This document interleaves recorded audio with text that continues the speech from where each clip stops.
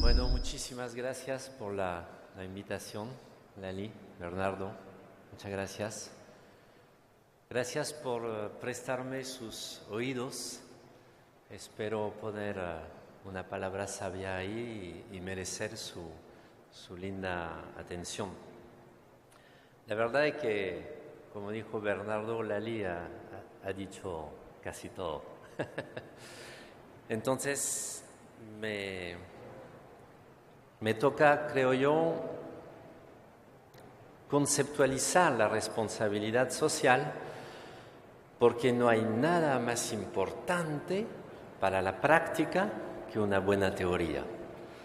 Apenas veo que la gente entiende de qué se trata, ya saben seguir, saben hacer lo que tienen que hacer desde su pericia profesional, desde su contexto. Y es difícil conseguir un buen concepto de responsabilidad social. Me gusta que sea autóctono, me gusta mucho esta temática, que sea latinoamericano. Perdonarán que sea un francés que les hable de un concepto autóctono latinoamericano, pero es un francés medio peruano, más criollo que el ceviche, así que yo hablo del continente en nombre propio. Gracias. Quiero iniciar la presentación recordándoles que hay toda una corriente muy importante en Europa, específicamente francófona, que considera la responsabilidad social en forma institucionalista, es decir, que piensa que la responsabilidad social, como lo acaba de decir Michelle Bachelet, nueva presidenta de Chile, es un asunto de política pública. No he dicho política de Estado, no es un asunto meramente del Estado, pero es un asunto de política pública. Y creo que es algo que ha cuajado muy bien acá en ese congreso. Entonces no voy a insistir, pero les presento acá algunos libros en los cuales he participado. Y les invito a escuchar el viernes al doctor Michel Capron, que va a presentar esa escuela institucionalista francesa de responsabilidad social, porque necesitamos aportes teóricos y académicos para demostrar que la responsabilidad social no es solo de las empresas y no es solo el green o el fair washing al cual estamos acostumbrados, ¿no? He pasado varios años en mi tesis de doctorado en preguntarme una pregunta muy simple: ¿cómo una responsabilidad podría ser social y ya no personal? ¿No? Esa es la pregunta. Y para contestar a esa pregunta hay que preguntarse dónde estamos.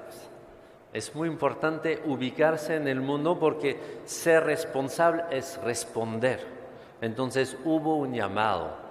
Hubo alguien que interpeló, hubo un grito, hubo una fragilidad. Y es esa fragilidad anterior a nosotros que nos ubica y nos da el rostro que debemos tener. Entonces, desgraciadamente, la respuesta hoy día es que estamos en la insostenibilidad planetaria de lo que llamamos el desarrollo.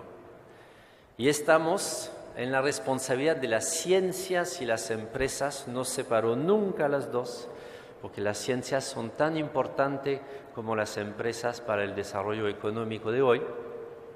Y esas ciencias nos han entregado una sociedad global del riesgo.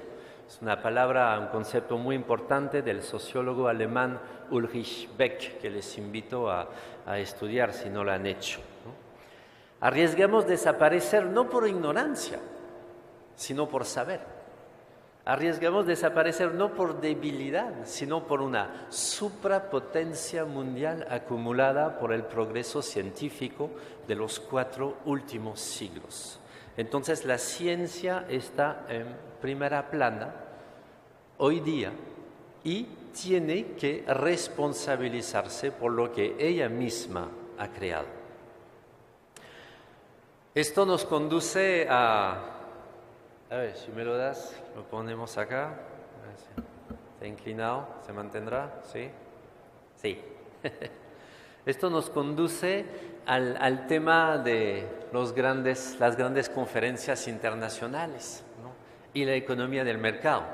Por eso me gusta presentar siempre ese cuadro del pintor español Goya, que nos presenta a dos hombres peleando. ¡Ay, qué interesante!, ¿no? ¿Quién va a ganar la pelea?, ¿no? Y pues, ¿quién va a ganar la pelea? Cuando miramos hacia abajo, vemos que pelean en arenas movedizas. Entonces ya sabemos quién va a ganar la pelea. Ninguno de los dos. Pero el problema de este cuadro es que ellos, sí, más vale entenderlo, ellos están mirando sus actos. Ninguno de los dos puede mirar hacia abajo, ninguno de los dos puede mirar los impactos de la pelea hacia abajo, porque tienen absolutamente que responder al contrincante. Y si alguien se detiene para mirar hacia abajo, ¡ping!, recibe un golpe fatal. Cualquier parecido con la situación económica mundial o con la situación de pelea entre estados en las conferencias internacionales no es casual. Estamos en este problema ahorita. Todos nos hundimos, pero hay que seguir con la misma ética de la urgencia, como dice Bernardo, pero muchas veces una urgencia no ética, una urgencia del egoísmo, del interés inmediato, seguimos en la pelea. Entonces necesitamos observadores, necesitamos un tercer personaje ahí que pueda ayudar a esos dos. Y ese tercer personaje no lo busquen en el cuadro, somos nosotros en la sala. Somos el observador científico que puede avisar a estos dos personajes: dejen de pelear, miren que se están hundiendo, van a perder los dos al final. Pero ese observador científico necesita de una responsabilidad social específica, la de las ciencias y de las universidades. Por eso nunca desligo la responsabilidad social empresarial, la responsabilidad social de los estados y la responsabilidad social de las ciencias y las universidades. Necesitamos absolutamente de este tercer observador. Pero ¿saben qué? Otro problema es que todos nosotros acá en la sala, sentados mirando este cuadro, estamos en el cuadro y estamos con los pies en las arenas movedizas. Y eso nunca lo debemos olvidar. Porque estamos en un mundo, como bien Bernardo lo ha repetido, lo ha señalado, y el informe Oxfam también, que acaba de salir en 2014, nos lo dice bien. Estamos en un mundo cada vez más desigual, cada vez más injusto en la capacidad de redistribuir los ingresos, redistribuir la riqueza. Esa es la copa de champán actual del 2014, que ya ni siquiera se parece a una copa de champán, porque el 1% está agarrando la casi totalidad del ingreso mundial, dejando a los demás, ¿no? Aquí están todos los quintiles de población, dejando con los demás con un pie de una copa de champán, pero sin tomar ningún líquido, solamente bebiendo el vidrio de la copa. Es una situación espantosa y Oxfam nos advierte que hoy en día 7 de cada 10 personas del planeta viven en un país donde la desigualdad económica es mayor ahora que hace 30 años. Mayor ahora que hace 30 años. Y les puedo decir que yo, volviendo a vivir a mi país de origen, a Francia, le puedo decir que la pobreza avanza y reavanza y estamos destrozando todos los sistemas de políticas sociales que habíamos construido a duras penas después del fin de la Segunda Guerra Mundial. Esa es la realidad de hoy y lo tenemos que invertir. También, ¿dónde estamos? Pues estamos en este mundo imaginario. Estamos consumiendo un planeta 5. Y el 5 obviamente no lo tenemos, ¿no? Hemos pasado la biocapacidad mundial y es interesante de ver esta curva, porque es importante de ver que hoy en día los profesores como yo que enseñan en las universidades han nacido en una época en que todos éramos sostenibles, todos cabíamos en el planeta, pero enseñamos a jóvenes que han nacido en una curiosa época en que nos hemos pasado el planeta, nos hemos pasado la biocapacidad mundial. Entonces, jóvenes que están en esa sala, la verdad es un profesor que se lo dice, no escuchen a sus profesores, porque todos nosotros, sus profesores, pues no estamos conectados con ese nuevo mundo y estamos todavía con patrones de conducta y con patrones mentales muy alejados de la situación de hoy de emergencia ambiental que tenemos, que obviamente es una emergencia social también. Lo que nos conduce a criticar esa noción de desarrollo, ¿no? La noción de desarrollo debería acercarnos a la zona de sostenibilidad que está ahí abajo a la derecha, pero ¿qué está pasando? O los países pobres, claro, están dentro de los límites de biocapacidad mundial porque son pobres. Los países emergentes, ahí están todos los países latinoamericanos, ¿no? Ahí está Argentina, están logrando altos niveles de desarrollo humano, pero por un fenómeno dañino que es salir de los límites de biocapacidad mundial por persona.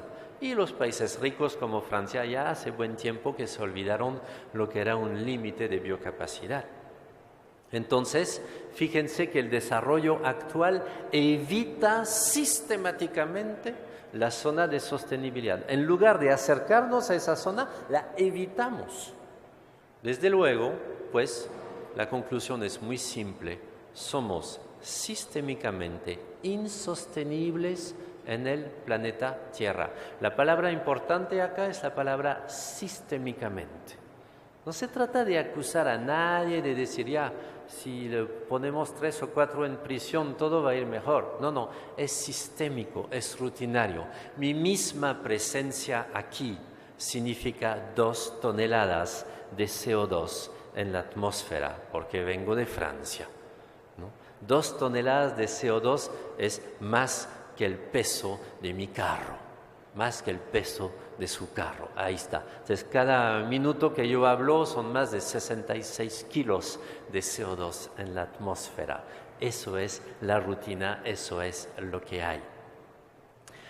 Pero hay que ser optimistas.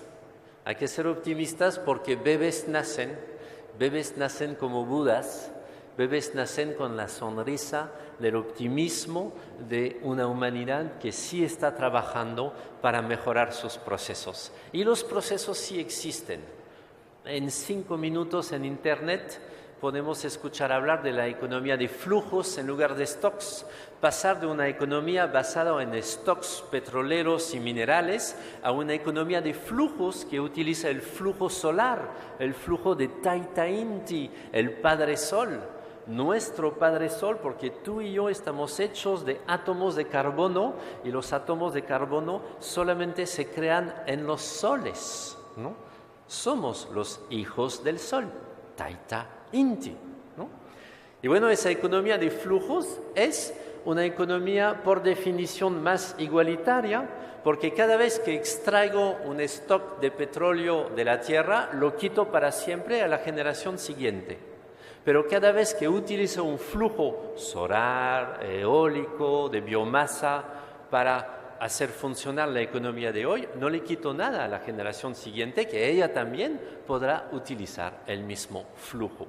Estamos en Europa hoy en día peleando para una transición energética. Es muy importante que América Latina, continente bañado de sol y bañado de una cultura ancestral, que alaba a Taita Inti, Padre Sol, es importantísimo que Latinoamérica se meta urgentemente en este tema de las energías renovables. Es importantísimo pasar de una economía lineal a una economía circular. Voy a hablar de eso dentro de un rato, lo dejo. Es importantísimo pasar de una economía basada en la obsolescencia. Gano si vendo y más vendo, más gano. Entonces que los productos sean obsoletos, pues. Eso es lo que se enseña hoy en día en las escuelas de negocios. Pues necesitamos pasar a una economía de funcionalidad, donde la empresa alquila la función del producto al cliente final. Entonces, cuando la empresa sigue siendo dueña de mi lavadora y yo utilizo la función lavarropa, pues ella tiene interés en que la lavadora sea sólida, que dure 20 años, que se arregle fácilmente, me manda un mantenimiento para que no se malogre la lavadora y con las viejas piezas fabrica la próxima lavadora. Esa es la economía de funcionalidad. En 2 clics lo tienen en Internet. La pregunta que les hago a todos los universitarios en la sala: ¿por qué no se enseña esto en la universidad hoy? Porque miren los manuales de economía, miren los contenidos de enseñanza, no van a encontrar eso y eso es un escándalo y lo debemos urgentemente que cambiar. Retomando la palabra de Bernardo de la urgencia, es realmente una urgencia ese cambio de currícula. A ver, un poquito de agua, salud. Gracias. Entonces, el problema frente a eso es de qué nos sentimos responsables. Ahí busqué mucho para responder rápidamente a esa pregunta y encontré 2 poetas que lo dicen todo, como siempre los poetas. El primero es un poeta checo: en una avalancha ningún copo de nieve se siente responsable. Claro, ningún copo de nieve es responsable de la avalancha. Yo significo 2 toneladas de CO2 para estar aquí en esa sala. Pero yo no soy ingeniero aeronáutico, tengo que esperar que el avión solar sea comercializado. Pero no es mi culpa y no es su culpa y no es la culpa de nadie, porque cada uno de nosotros somos copos de nieve. Y el otro poeta importante dice: el hombre sabe a menudo lo que hace, nunca sabe qué hace lo que él hace. Eso es la definición del impacto. El impacto de mis actos no es lo que yo hago, es lo que hace lo que yo hago. Hubiera venido acá en los años 60, las 2 toneladas de CO2 no hubiera representado gran cambio en la naturaleza. Pero hoy en día lo que hace lo que yo hago sí participa del cambio climático.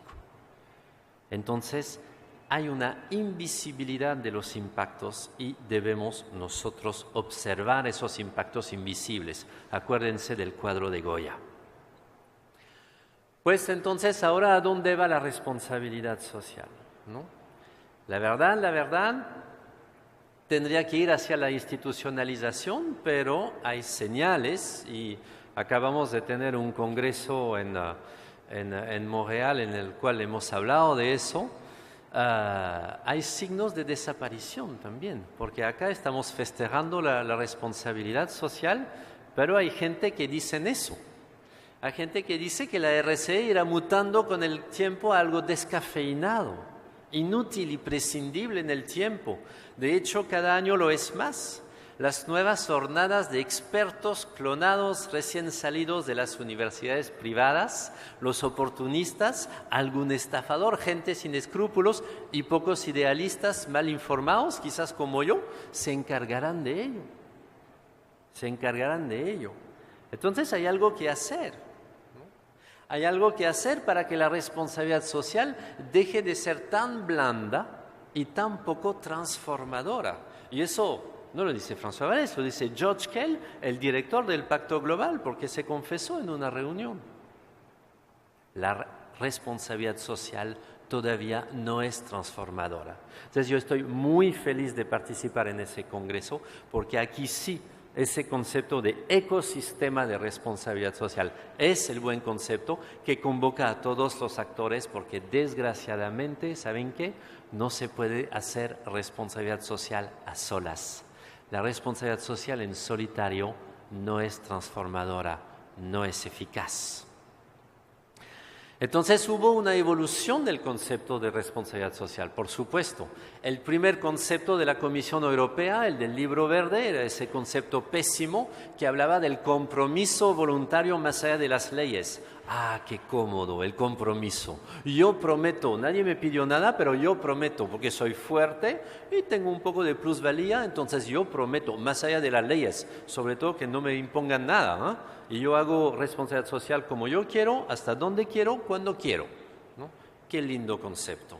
Pues fue cambiado ese concepto 10 años después por la nueva definición ISO 26000 y de la Comisión Europea. Responsabilidad por los impactos en el marco de las normas internacionales. Ahora sí tenemos un buen concepto que nos permite marcos legales porque podemos imponer la obligación de cuidar los impactos tanto como los actos.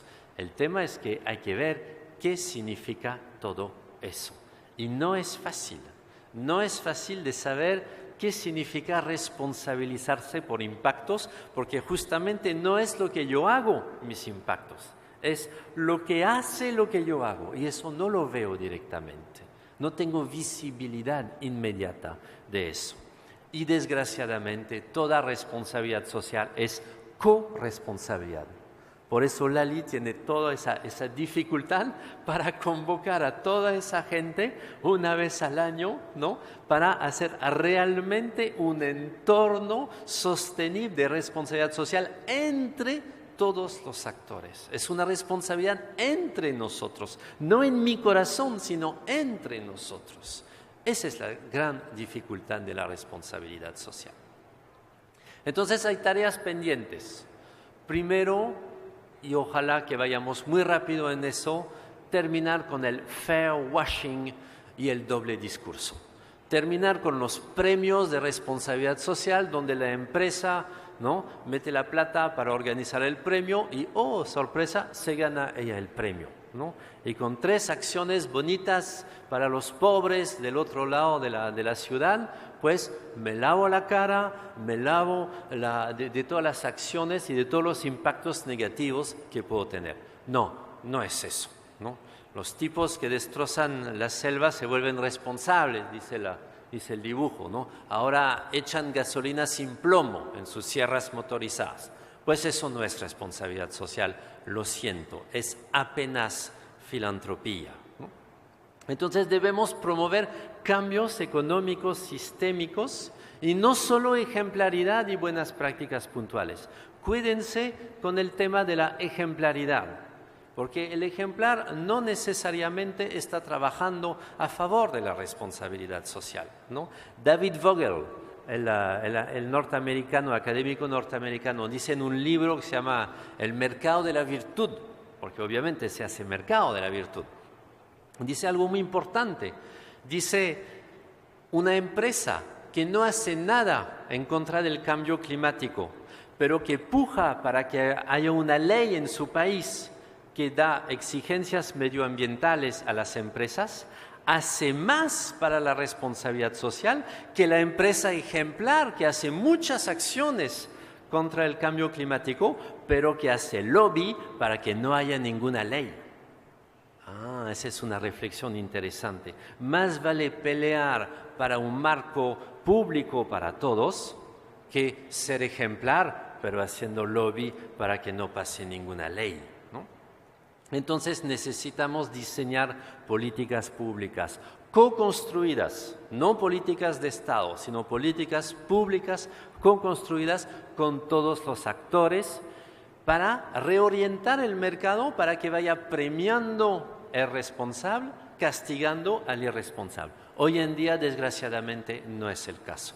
La responsabilidad social muchas veces sigue siendo un costo y ese costo hay que respetar y asumir que muchos empresarios no pueden meterse en asuntos de responsabilidad social. Entonces, la definición de la ISO 26000 es genial, esa responsabilidad por los impactos, pero al mismo tiempo es muy problemática. Porque mire, dice responsabilidad de una organización ante los impactos. Error.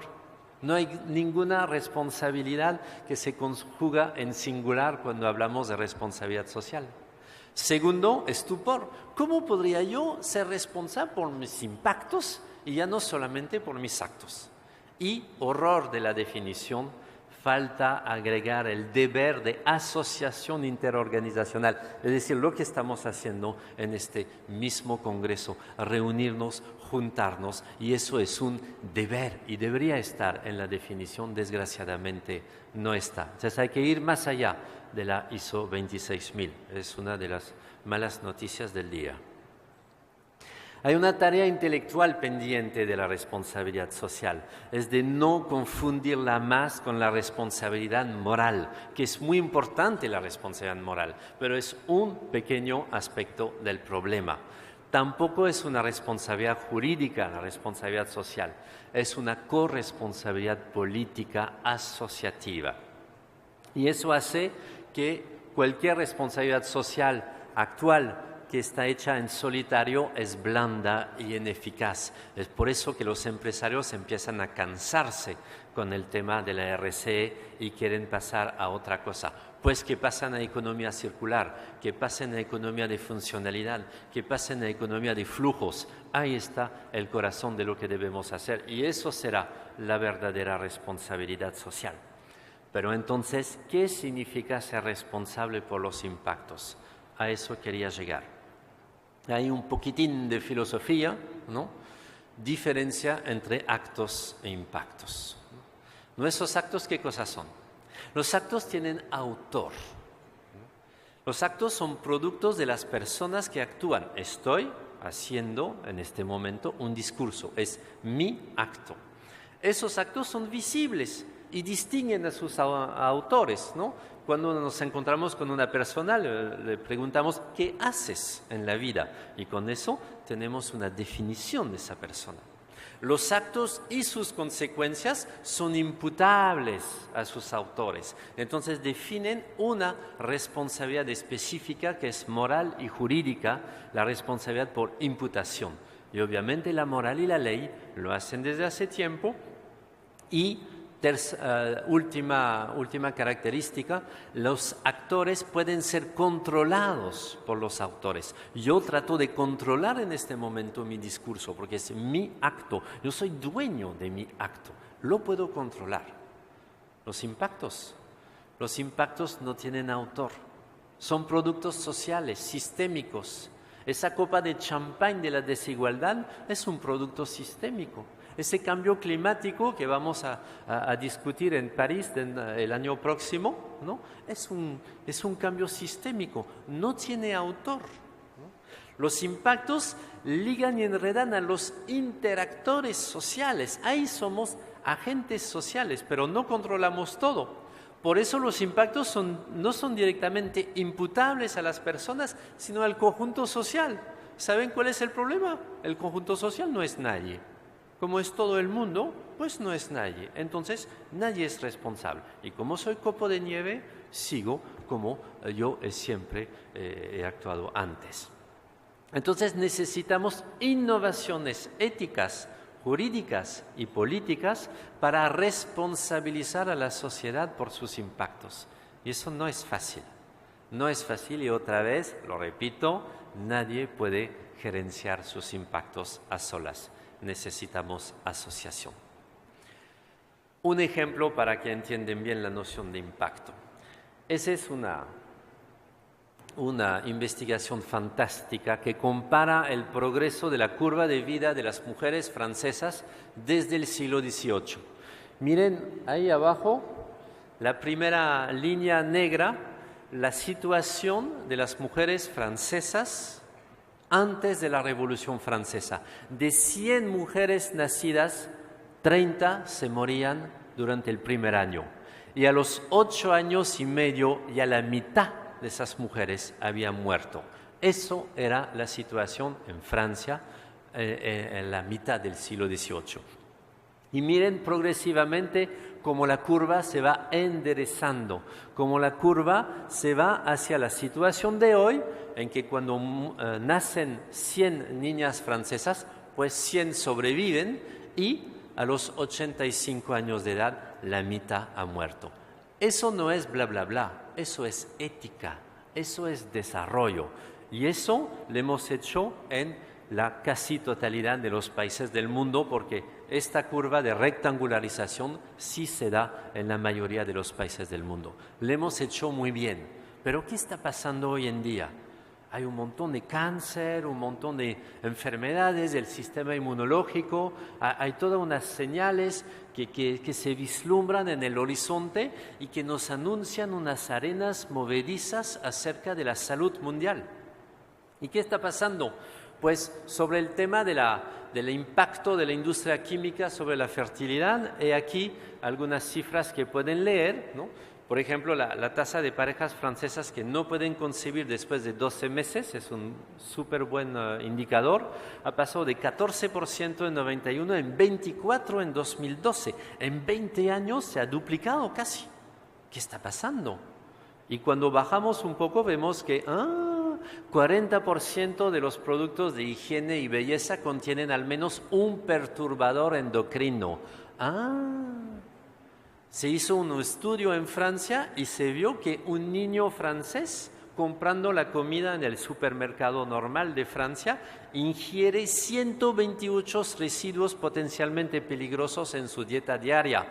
Todos los productos son buenos, todos respetan la ley, todas las empresas trabajan bien y sin embargo 128 residuos en efectos cóctel en la dieta diaria bien balanceada de un niño en Francia. Sin duda en Argentina debe ser lo mismo. Entonces hay impactos solapados y esos impactos lo debemos cuidar. Por eso hay 3 responsabilidades cardinales, no 2, sino 3. La responsabilidad moral, la responsabilidad jurídica, la responsabilidad social. Las 2 primeras tienen en común que son imputables a sus autores porque son responsabilidades por actos. La tercera, desgraciadamente, es una responsabilidad por impactos. Entonces es una corresponsabilidad que pide a los interactores asociarse, como estamos haciendo esta mañana en esta sala. Pero ¿cómo instituirla? Eso sí que es una pregunta dura y no tenemos la respuesta a esto. Por eso estamos en este congreso. Entonces, la responsabilidad social ensancha. Ensancha porque hace pasar de los actos a los impactos y de los autores a los interactores. Entonces, ¿qué hace la responsabilidad social? Pues hace lo que somos. Hace un operador de creatividad política. Ella es un operador que reúne las personas acerca del tratamiento de los impactos globales que afectan a todos por igual. Lo que hace la responsabilidad social es que nos une en observatorios, en fundaciones, en redes de responsabilidad social. Es eso el concepto de responsabilidad social que debemos seguir y trabajar. Una vez que tenemos eso, ya conocemos el sujeto de la responsabilidad social. No es la empresa, no es la organización, no es la universidad o el club de fútbol o la dependencia del Estado. No, es el territorio. Todos somos interactores en un territorio y es el territorio que se debe volver socialmente responsable. Por eso me gusta mucho tu concepto, Lali, te lo dije varias veces, ¿no?, de ecosistema de responsabilidad social, porque estamos hablando de oikos, de territorio, de la casa. Entonces, desde luego me van a decir, pero es difícil de comerse eso. Si yo soy dueño de una empresa o decano en una facultad, ¿cómo hago yo para empezar? Pues hay 2 caminos para empezar.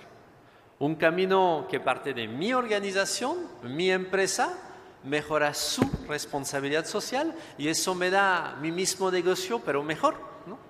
Y el camino que parte de las demandas sociales. Y es bueno asociar los 2 a la vez, porque en ese camino escucho lo que está pasando, participo con los demás y innovamos juntos. Y eso crea la posibilidad de la innovación social, de otro negocio que mejora la sociedad. Entonces debemos trabajar con un pie en un camino, el camino interno, y un pie en el otro camino, el camino de la sociedad, el camino externo. Y por ahí vamos a lograr superar las dos reducciones que tenemos actualmente de la responsabilidad social. Tenemos una reducción a la derecha que cree que la responsabilidad social es solamente responsabilidad moral. Entonces ahí caemos en el discurso de la ejemplaridad, ¿no? La buena reputación, el cuidado de buena reputación de la empresa, pero arriesgamos el fairwashing y en el mejor de los casos tenemos las certificaciones ISO 26000, AA1000, SA8000, etcétera, etcétera. A la izquierda, ¿qué pasa? Pues las ONGs ya están tomando el tema de la responsabilidad social y ellas buscan castigar a las malas empresas que actúan mal o que hacen fairwashing. Entonces lo reducen al tema de responsabilidad jurídica. Entonces, obviamente, organizan boicots, las ONGs, los sindicatos, etcétera, etcétera.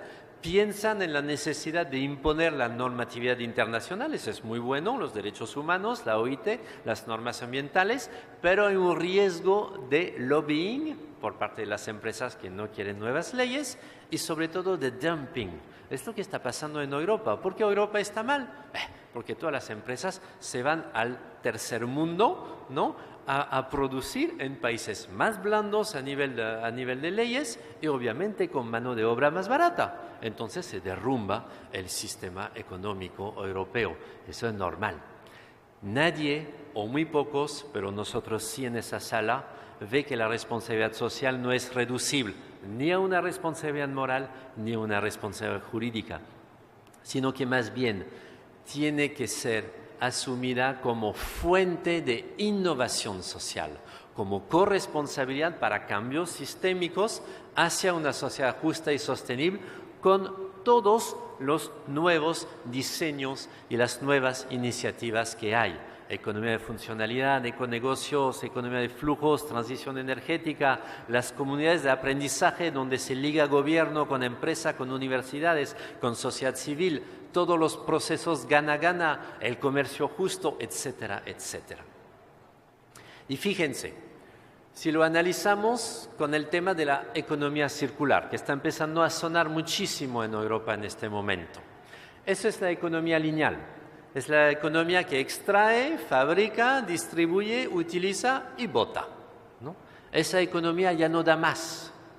La economía circular circulariza esa economía, ¿no?, agregando a la cadena de suministros una cadena de suministros invertida, donde mantenemos el uso, reusamos dentro del circuito de distribución, reparamos, renovamos, refabricamos, recuperamos, reciclamos, para finalmente, cuando ya no se puede hacer más, valorizar en energía y eliminar lo que no se pudo reinvertir en el circuito de producción de valores. Pero esta economía circular no se va a hacer sola. Esta economía circular, ¿saben qué?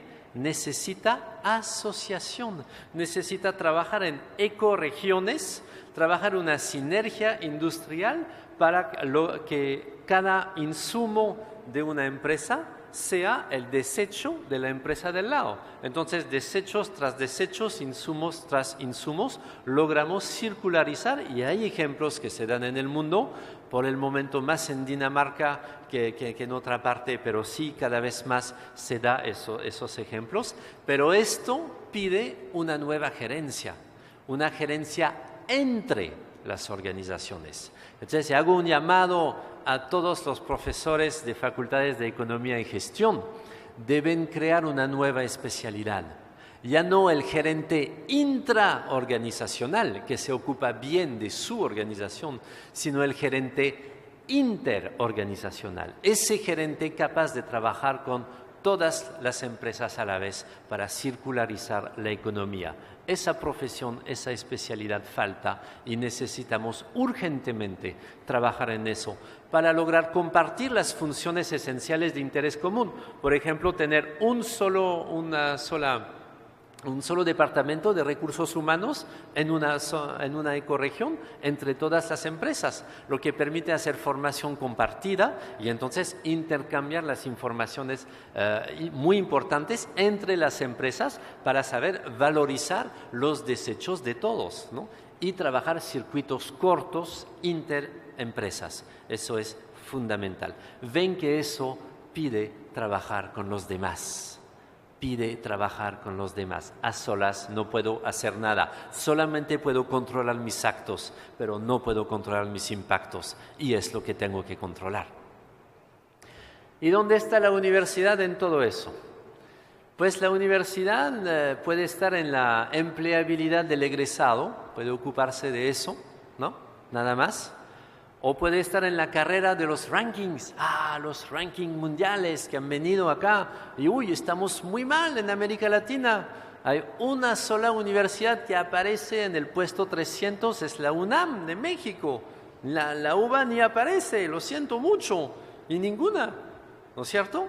Entonces podemos hacer esa carrera de los rankings y hacer que yo, en lugar de estar aquí, estaría publicando en revistas Easy en inglés en Norteamérica para elevar mi currículum y obviamente dar crédito a mi universidad. Pero eso es ridículo. La pertinencia social de todo eso, ¿dónde está? No hay ninguna en los rankings mundiales. Entonces podemos estar, al contrario, en la legitimidad de un saber socialmente pertinente. Esa es otra cosa. Yo lo llamo RSU, responsabilidad social de la universidad. Llámenlo como le dan la gana. No me interesa la etiqueta, pero sí me interesa el concepto. Y sí me interesa esa cancha de fútbol. Como estoy en el país de los subcampeones, ¿no? Tenía que traer mi cancha de fútbol. Pero esta cancha es rara. Ahí si ponemos al Dios Maradona y al Mesías Lionel Messi, ¿no? Pues van a jugar mal. Y van a ir a buscar la pelota en el agua todo el tiempo, incluso cuando son enormes jugadores, grandes jugadores, porque no se puede formar buenos profesionales para servir un desarrollo insostenible. Esa es nuestra tarea a todos los académicos que estamos en la sala, enderezar la cancha. Y eso lo digo sobre todo para los jóvenes, como el hijo de Lali que está ahí en primera fila escuchando. Lo siento, compadre, pero te toca a ti jugar fútbol de otro modo. No solamente jugar bien el fútbol, sino enderezar la cancha. Y eso es mucho más difícil. Es el mundo que te entregamos. Lo sentimos mucho, no hemos podido hacer mejor que eso. Entonces debemos reflexionar cuál es el rol social de la universidad. Yo estoy cansado de escuchar que la universidad sirve para formar profesionales y producir conocimientos. No me parece. Me parece primero que la universidad nació al final de la Edad Media y creó ese movimiento de renacimiento a partir de la desacralización del saber. Muy importante, la universidad desacraliza el saber. El saber es para todos, por definición, en la universidad. Jóvenes y adultos, doctos y estudiantes, es para todos, ¿no?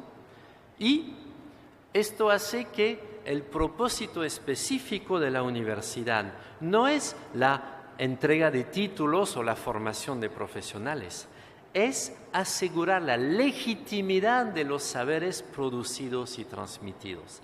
El producto específico de la universidad es la legitimidad del conocimiento. No he dicho la verdad, ¿quién será? Pero la legitimidad del conocimiento hoy en día hasta dónde alcanzan nuestras pobres mentes. ¿Y cómo se garantiza esa legitimidad? Muy fácil.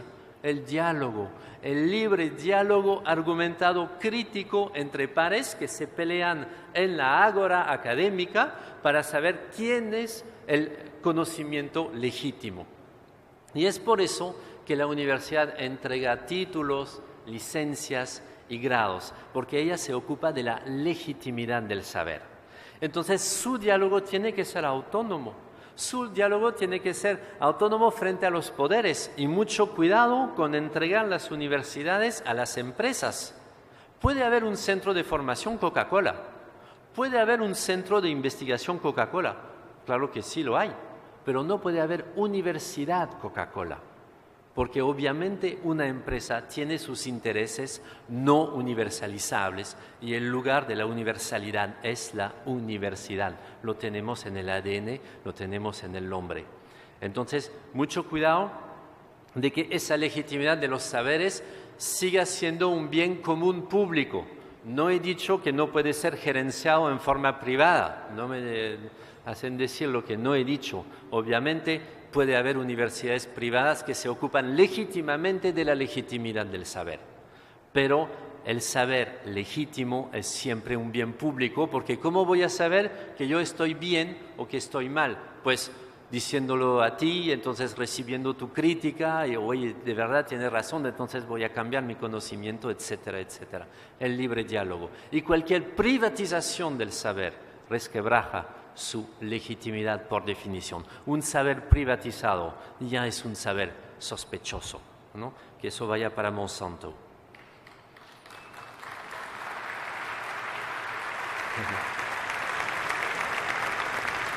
Quiero darles un solo ejemplo de ese esfuerzo de desacralización del saber, que es condición necesaria de la democratización de la vida humana entre nosotros. Es un ejemplo muy disruptor. Es el Barefoot College, que está en la India, y ellos en el Barefoot College forman en 6 meses mujeres analfabetas de todo el mundo en ingeniería solar. 3 disrupciones veo ahí. Primero, formar mujeres analfabetas. Mujeres analfabetas, las más pobres de las más pobres. Segundo, no formarles en vender su mermelada en el mercado el domingo. No. Formarles en ingeniería solar para que ellas sean agentes de desarrollo, de economía de flujos en su comunidad cuando regresen. Tercera disrupción, 6 meses, no 5 años, 6 meses no más. Y sí lo logran, y esas mujeres son muy empoderadas, y eso es un ejemplo extremadamente valioso. Está en internet, lo pueden ver. Entonces, bueno, conocen, supongo, mi rollo de la RCU. Yo defiendo un concepto de gestión de impactos en la responsabilidad social. Y creo que me ha ido muy bien, porque con ese concepto de gestión de impactos, cuando uno tiene un buen concepto, tiene buena práctica. Me ha permitido visualizar ese impacto del cual nadie habla, que es el impacto cognitivo. Justamente porque la universidad se encarga de la legitimidad del saber, ella define lo que es el saber legítimo. Tremendo impacto social tiene eso.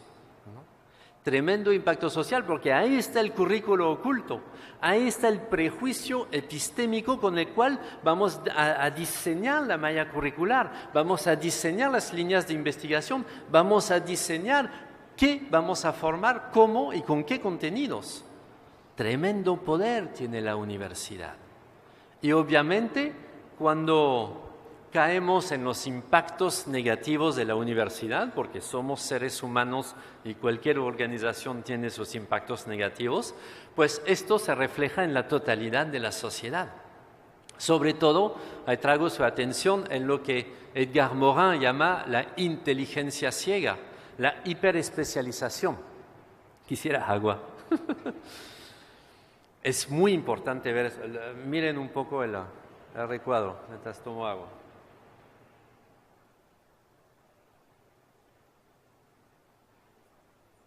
Gracias.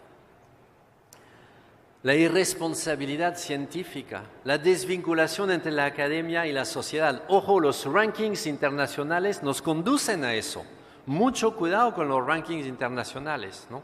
Creo que en América Latina debemos firmemente decir que los rankings internacionales no nos interesan. Nos interesa la internacionalización. Ojo, nos interesa crear ciudadanos del mundo, muy importante. Nos interesa la regionalización. Hace poco en Cuba hubo un congreso y vino el número 2 de la UNESCO, el señor Tang, a jalarnos las orejas, porque dijo, no entiendo, ustedes están en el único continente que habla un solo, bueno, digamos 2 idiomas con el portuñol. Todo el mundo se entiende desde México hasta la Patagonia. Y sin embargo, ustedes es el único continente donde no se puede convalidar títulos de México a Brasil, de Brasil a Argentina, de Argentina a Perú, etc. Me van a hacer el favor de integrarse regionalmente para la convalidación de títulos. Eso es bien importante. Lo que va a significar Mejorar la calidad de la enseñanza, porque obviamente hay las grandes universidades de prestigio, las conocemos, y hay lo que los mexicanos llaman la Universidad Patito, ¿no? Que ha crecido mucho en las últimas décadas en América Latina. Entonces tenemos mucho pan por rebanar, pero hay, hermano, mucho por hacer todavía, ¿no? Para mí se puede resumir la RCU en 6 procesos, ¿no? 6 procesos que son: primero, un autodiagnóstico y una corrección permanente de los impactos negativos. Universidad, mírate a ti misma. Sé parte del problema para ser parte de la solución. No te creas tu cuento del compromiso social. No. Responde, sé responsable, y para eso escucha los gritos, escucha la vulnerabilidad que viene no solamente del exterior, sino de tu propio campus y de los estudiantes que sufren ahí. Les doy una pregunta. Cuando les digo universidad, ¿dónde le duele? ¿Dónde le duele? Lleven esa pregunta a casa y van a ver que la lista puede ser extremadamente larga. Entonces, autodiagnóstico, autocorrección. RCU también es gestión ética de la administración central. No vamos a escapar del tema de la ejemplaridad, transparencia, democracia, accountability, sostenibilidad. Es también aprendizaje basado en proyectos sociales, lo que se llama aprendizaje con servicio solidario en Argentina, ¿no? En todas las carreras. También es investigación basada en la comunidad. Se lo voy a decir en inglés para que suene más fashion, ¿no? Community-based research. Eso sí, si lo digo en inglés parece serio. Pues la investigación basada en la comunidad es tan valedera, es tan legítima como la investigación de laboratorio, pero pasa por otros procesos y va en la comunidad y dice que el actor no académico también puede investigar y también puede producir conocimientos, no solamente nosotros. También obviamente estamos con un concepto autóctono de RCU. Para nosotros en Latinoamérica, la RCU tiene que ser inclusión, retención y titulación de los jóvenes desfavorecidos. Es importantísimo hacer ese trabajo de titular en cada familia por lo menos un miembro de la familia como universitario, como profesionista, como alguien que ha hecho estudios superiores y que es capaz entonces de tener otro nivel de reflexión sobre su vida. Eso es esencial y es una tarea nuestra que obviamente no existe tanto en Europa o en Estados Unidos. Aunque... Y finalmente la RCU es anclaje territorial. Su presencia como académicos acá en un congreso que no es de RCU sino de RS lo demuestra, por eso paso muy rápido y llego a lo que aporta la RCU en América Latina. Primero, salimos del viejo discurso de los 3 pilares para integrar el discurso de los 4 procesos. Gestión, formación, investigación y extensión. Y ya no solamente formación, investigación y extensión. Eso es fundamental, porque en realidad la RCU es gestión.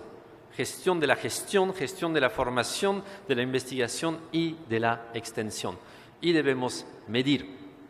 Debemos hacer un esfuerzo de coherencia tanto administrativa como académica. Desde la compra de papel empieza la RCU, ¿no?, hasta las metodologías de investigación. Por eso es un concepto que a mí me gusta mucho porque es global, permite orientar la política global de la universidad y eso es bien importante. Habrá entendido, por supuesto, que no tiene nada que ver con la RSE, no porque no tiene nada que ver, sino porque los impactos de las empresas son unos y los impactos de las universidades son otros. Entonces, cada quien cumple con su propia responsabilidad social participando en el territorio, obviamente. Es también un anhelo de medición y mejora continua. Esa es una tarea pendiente todavía. No tenemos instrumento regional que compartir entre nosotros para medir nuestra responsabilización social, medir nuestros avances, medir nuestra mejora continua. Y lo debemos trabajar, no como una certificación para tener la medallita, no, sino como un esfuerzo común para realmente hacer benchmarking y poder compararnos y pasar de una universidad a otra las buenas prácticas y realmente avanzar en este tema. Sintonía con los desafíos globales, obviamente, sabiendo que nuestra RCU no puede ser la RCU de Europa o de Estados Unidos tal como la veo actualmente. A mí me da mucha pena que la responsabilidad social en Francia, por ejemplo, sea cada vez más un tema medioambiental, campus verde. Pues no es solamente eso la responsabilidad social y en América Latina no podemos solamente hacer de este tema un tema ingenieril de cómo cambiar los focos a LED, ¿no? Para disminuir la cuenta de electricidad. Tampoco es año cero la responsabilidad social universitaria. Muchas universidades ya la practican desde hace mucho tiempo, muchos actores hacen RCU sin saberlo y eso está muy bien. Entonces no llegamos acá para decir antes que nosotros no había nada, sino al contrario para reforzar políticas y prácticas que sí existen en nuestras universidades, ¿no?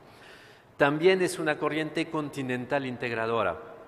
Yo represento aquí al Observatorio Regional de Responsabilidad Social para América Latina y Caribe de la UNESCO y les invito a juntarse al trabajo del observatorio. Invito públicamente a Lali, me permitirás llamarte Lali, y a la Fundación Observatorio de Responsabilidad Social a acogerse, ¿no?, a ese observatorio de la UNESCO porque todos somos más fuertes.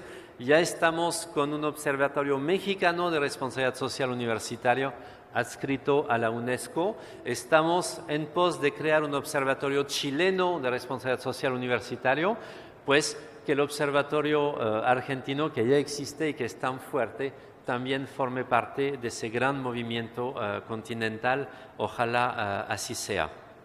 Y finalmente, un enfoque autocrítico. La RCU en Latinoamérica tiene que doler. Yo no estoy acá vendiendo algo fácil, ¿no? Porque la RCU sí duele, ya que nos obliga a cambiar nuestras rutinas. Es muy fácil hacer un buen acto y es muy placentero hacer un buen acto para el otro, pero es muy difícil cambiar una rutina propia y es en eso que tenemos que insistir todos juntos. Bueno, me toca ahora terminar mi intervención. Muchísimas gracias por sus palabras, pero quiero agradecer a gente que nunca han sido agradecidos. Y realmente me da pena, porque son gente que han sido ingenieros agrónomos, que han sido los mejores científicos de todo el continente latinoamericano. Son ellos. Los campesinos preincaicos que inventaron 3.000 tipos de papas nativas. 3.000 tipos de papas nativas. A partir de una planta que es igual para hacer el tomate, ¿no? Lograron seleccionar la fruta de arriba para crear el tomate y lograron seleccionar la fruta de abajo, la raíz de abajo para crear la papa. 3.000 tipos de papas nativas. Ellos son los verdaderos ingenieros y yo sí recuerdo que sin duda miembros de mi familia en Europa no hubiera podido sobrevivir al hambre si no fuera por la papa peruana. Entonces quiero agradecerles porque falta agradecer.